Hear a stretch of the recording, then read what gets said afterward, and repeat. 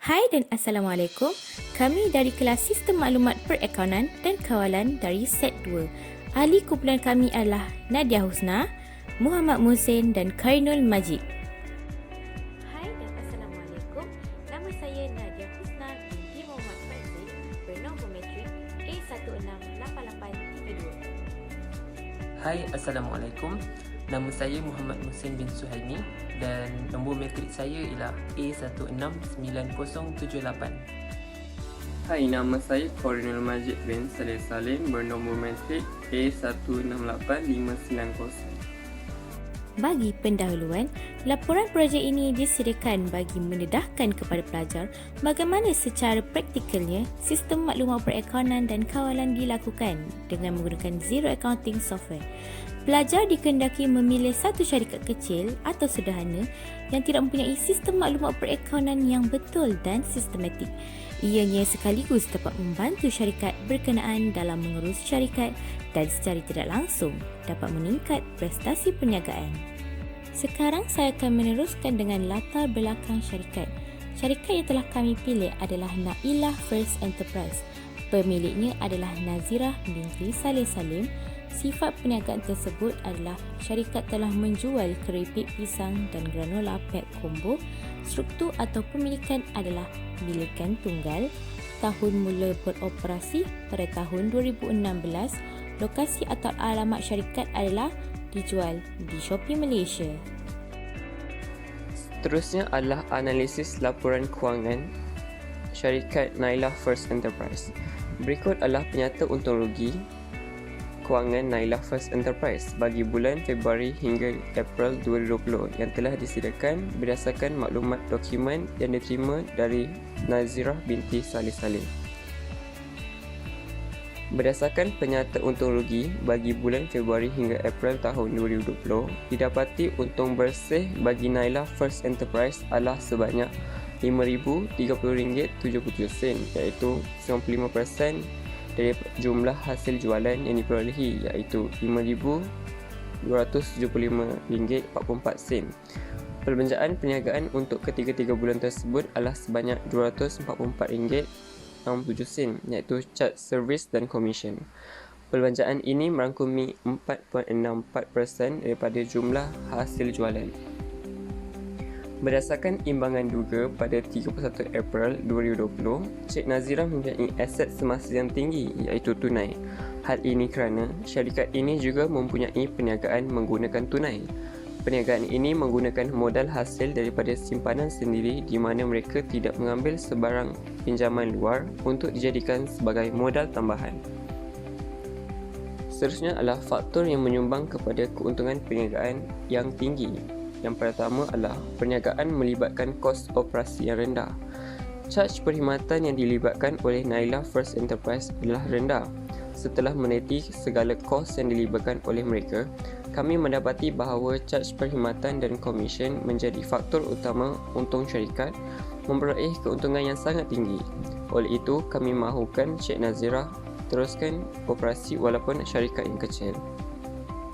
Kedua, tiada pembelian secara hutang. Pemilik membeli bahan-bahan perniagaan seperti stok, mesin sealer dan penimbang secara tunai dan pemilik juga hanya membeli bahan yang diperlukan. Perniagaan ini menggunakan modal hasil daripada simpanan sendiri di mana mereka tidak mengambil sebarang pinjaman luar untuk dijadikan sebagai modal tambahan. Seterusnya saya akan membentangkan tentang carta alir dokumen. Proses pertama yang dilakukan oleh syarikat Nailah First Enterprise ialah pembelian bekalan secara langsung dari pembekal, kemudian bekalan tersebut dibawa ke rumah untuk diproses dan dibungkus menjadi produk sedia untuk dijual. Di sini ada dua jabatan. Yang pertama ialah jabatan belian dan yang kedua ialah jabatan tunai. Di jabatan belian kita dapati input yang pertama ialah permintaan belian, kemudian disusuli dengan penyediaan permintaan belian dan seterusnya membuat pesanan kepada pembekal. Dan di jabatan tunai kita dapati bayaran diberikan kepada pembekal secara langsung. Apabila pembayaran telah dilakukan, penjual akan menerima notifikasi atau notis pemberitahuan dari Shopee. Proses seterusnya ialah penjual akan menguruskan pesanan produk jualan mengikut permintaan pelanggan.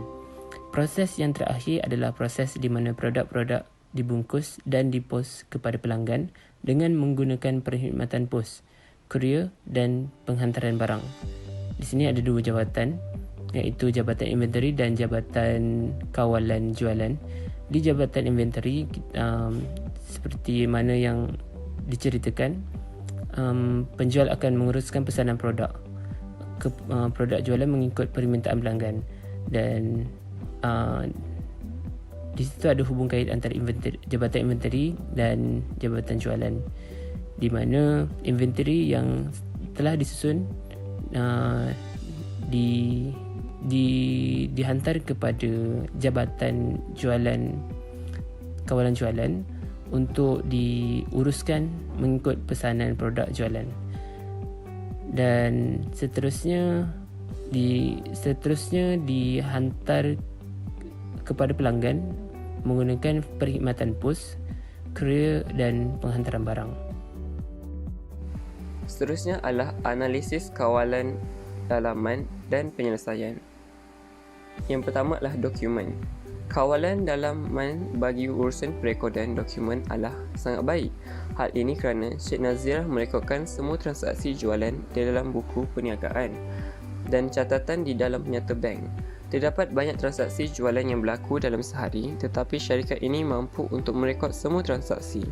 Kami juga dapati bahawa syarikat Naila First Enterprise tidak mempunyai penyata kedudukan kewangan.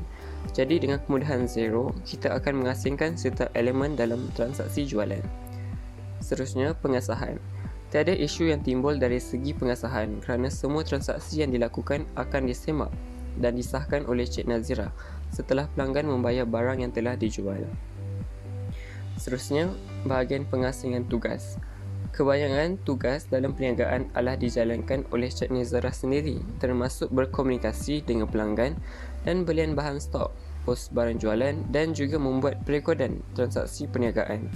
Hal ini akan menyebabkan wujud kesilapan dalam perekodan transaksi kerana Cik Nazirah tidak mempunyai ilmu pengetahuan yang mendalam tentang perakaunan. Oleh itu, Cik Nazirah hendaklah mengupah seorang akauntan atau kerani untuk merekodkan transaksi perniagaannya. Terakhir sekali, prosedur yang betul. Syarikat ini menjalankan aktiviti syarikat dan pengurusan dengan prosedur yang betul. Ini dapat dilihat dari segi penyediaan dokumen serta pengurusan inventory yang sangat efisien. Hal ini kita dapat lihat bahawa transaksi dalam alian tunai selari dengan penyata bank. Kepentingan prosedur yang betul bagi syarikat ini adalah untuk memastikan perjalanan perniagaan ini dapat dilihat dengan lebih jelas dan tersusun. Seterusnya ialah carta alir dokumen yang baru, iaitu yang dicadangkan.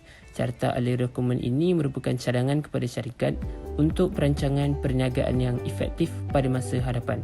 Apa yang perlu ditambah baik di sini ialah syarikat perlu mewujudkan jabatan yang menguruskan urusan hutang syarikat supaya segala urusan pembayaran kepada pembekal dapat direkod untuk tujuan semakan pada masa akan datang.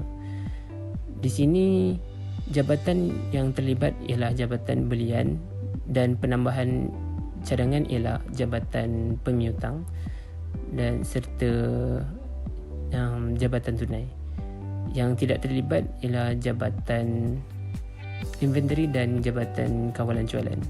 Di sini apa yang kita dapat lihat ialah pembekal memberikan invoice kepada penjual. Itu sahaja. Terima kasih. Kesimpulan daripada kajian yang telah kami kaji adalah penggunaan sistem perakaunan yang sistematik dan teratur amat penting untuk diaplikasikan oleh semua pemilik perniagaan kerana ia mempunyai banyak kelebihan yang dapat membantu pemilik perniagaan untuk menilai prestasi mereka dari semasa ke semasa. Melalui penilaian prestasi, mereka mampu untuk mengenal pasti kesilapan yang dilakukan dan memperbaikinya agar perniagaan yang dijalankan mampu untuk beroperasi dengan cekap. Sekian, terima kasih daripada kami.